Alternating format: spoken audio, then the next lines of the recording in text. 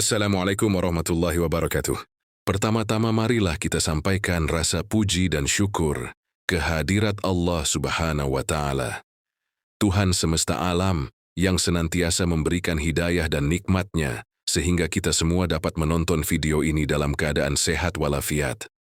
Tak lupa marilah kita selawat serta salam kepada junjungan kita, Nabi Muhammad Shallallahu Alaihi Wasallam. Penonton video history yang saya hormati, pada kesempatan ini izinkanlah saya untuk menyampaikan informasi tentang kejadian di masa lampau yang kami ketahui. Hijrahnya para utusan Allah.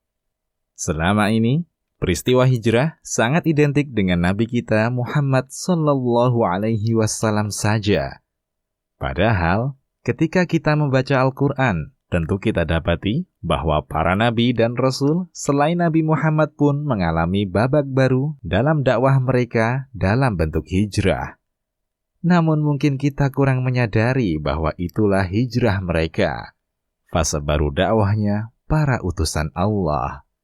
Meskipun banyak nabi dan rasul yang mengalami hijrah, hijrah mereka berbeda dengan hijrahnya Nabi kita Muhammad Sallallahu Alaihi Wasallam.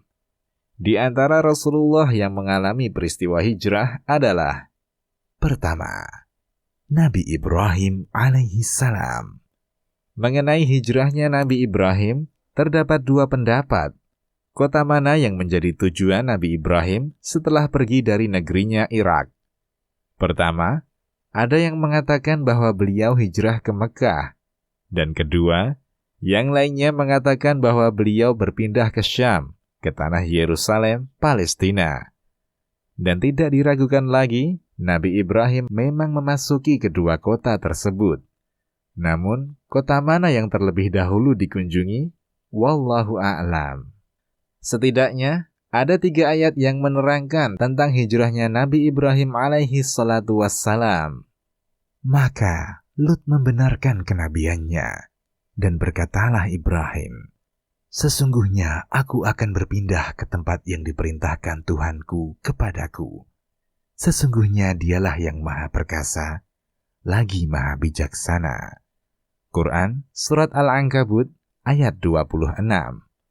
Ayat lainnya, dan Ibrahim berkata, sesungguhnya aku pergi menghadap Tuhanku, dan dia akan memberi petunjuk kepadaku. Quran Surat As-Saffat ayat 99. Dan firman Allah, dan aku menjauhkan diri darimu, dan dari apa yang kamu seru selain Allah. Dan aku berdoa kepada Tuhanku, mudah-mudahan aku tidak kecewa dengan berdoa kepada Tuhanku. Quran Surat Maryam ayat 48. Beliau menjauhkan diri dari peribadatan yang mereka lakukan dan juga menjauhkan diri dari tempat tersebut. Kedua, Rasulullah Musa alaihi salam. Peristiwa hijrahnya Nabi Musa alaihi salam berbeda dengan hijrahnya Nabi Ibrahim dan Nabi Muhammad. Ketika hijrah, Nabi Musa belum diangkat sebagai rasul.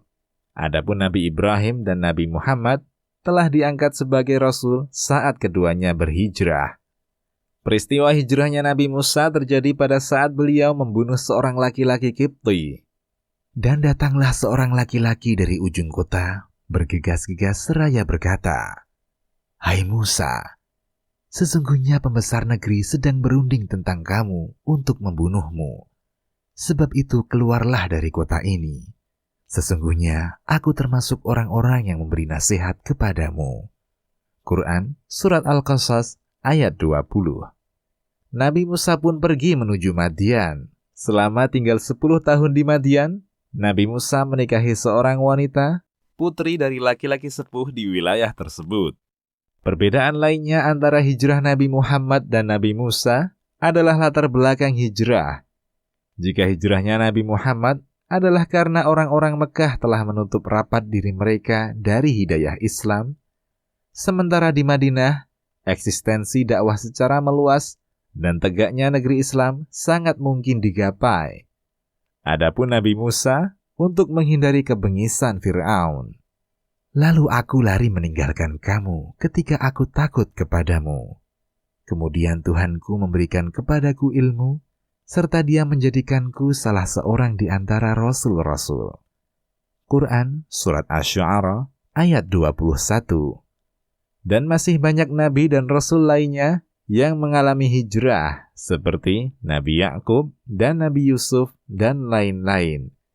Kesimpulannya, hijrah para nabi berbeda dengan hijrahnya Nabi Muhammad. Hijrah beliau memiliki kedudukan yang begitu mulia dan sangat berat dalam praktiknya. Hijrah beliau tidak dilatar belakangi lari dari siksa atau azab kaumnya. Demikian, Allahu a'lam. Jika video ini bermanfaat, silahkan tekan subscribe, like, dan komennya. Semoga bisa menjadi pelajaran bagi kita semua. Sebuah tutur kata kadang ada sebuah kesalahan, dan itu saya sadari sebagai manusia yang penuh dosa. Adapun hal-hal yang baik tak lain datang dari Tuhan Yang Maha Esa. Dengan demikian saya mohon maaf, dan untuk penutup video ini saya ucapkan, wassalamualaikum warahmatullahi wabarakatuh.